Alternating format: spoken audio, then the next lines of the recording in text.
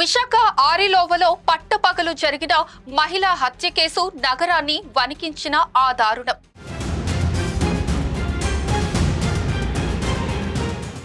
పోలీసులకు సవాల్ విసిరిన నిందితుడు చివరికి చట్టం ముందు తల వంచాల్సి వచ్చింది.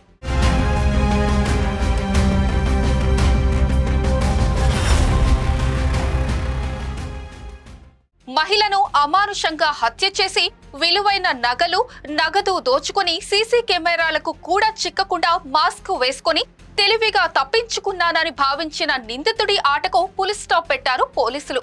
నేరం చేసి తప్పించుకోవడం అసాధ్యం అని మరోసారి గట్టిగా చాటి చెప్పింది విశాఖ పోలీస్ యంత్రాంగం. అత్యాధునిక సాంకేతిక పరిజ్ఞానం, 10 రోజుల నిరంతర గాలింపు, ఖచ్చితమైన వ్యూహం చివరకు నిందితుడిని కటకటాల వెనక్కి నెట్టాయి.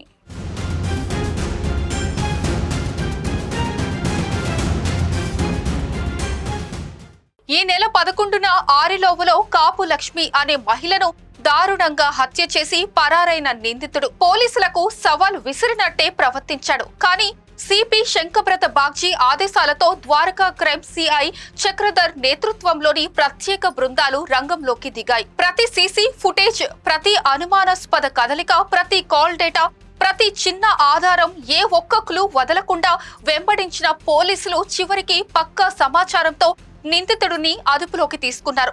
తెలివిగా ప్లాన్ చేసిన నేరం అంతే తెలివిగా ఛేదించిన పోలీసులు. విశాఖలో చట్టం కన్ను మూయదని, నేరస్తుడు ఎక్కడ దాక్కున్నా దొరుకుతాడని మరోసారి నిరూపించారు కాకీలు.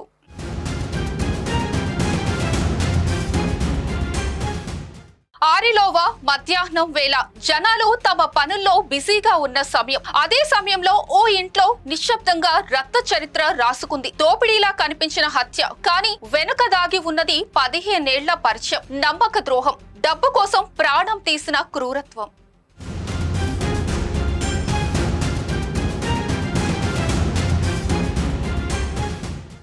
విశాఖ ఆరిలోవలో జరిగిన కాపు లక్ష్మి హత్య కేసులో పోలీసులు కీలక పురోగతి సాధించారు. హత్య అనంతరం 5 లక్షల రూపాయల నగదు, బంగారం చోరీకి గురైన ఈ ఘటన స్థానికంగా తీవ్ర కలకలం రేపింది. ఆరిలోవ పోలీస్ స్టేషన్ పరిధిలోని దుర్గాబజార్ సెక్టర్ 3లో నివసిస్తున్న లక్ష్మి ఈ నెల 11న తన ఇంట్లోనే హత్యకు గురయ్యారు. సాయంత్రం డ్యూటీ ముగించుకొని ఇంటికి వచ్చిన భర్త రమణ లక్ష్మిని మంచంపై మృతదేహంగా గుర్తించి పోలీసులకు సమాచారం అందించారు. ఇంట్లో ఉన్న నగదు, బంగారం మాయం కావడంతో దోపిడీ హత్యగా అనుమానాలు వ్యక్తమయ్యాయి.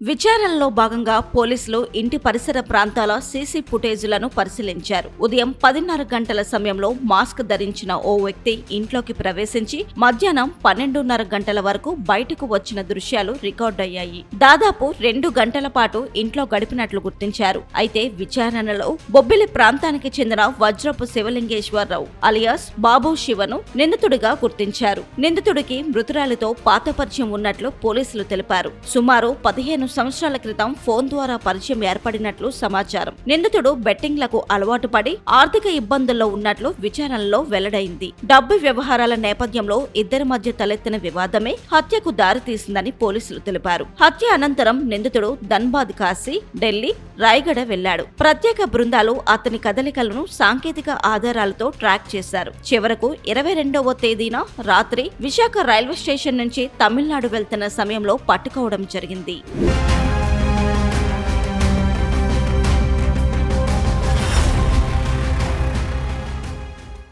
తెలివిగా ప్లాన్ చేసి మరి చేసిన నేరం అంతే తెలివిగా ఛేదించిన పోలీసులు. దీన్ని బట్టి విశాఖలో నేరం చేసి ఎవరూ తప్పించుకోలేరని మరోసారి నిరూపించారు కాకీలు. ఈ కేసును వేగంగా ఛేదించిన పోలీసులపై స్థానికులు అభినందనలు వ్యక్తం చేస్తున్నారు.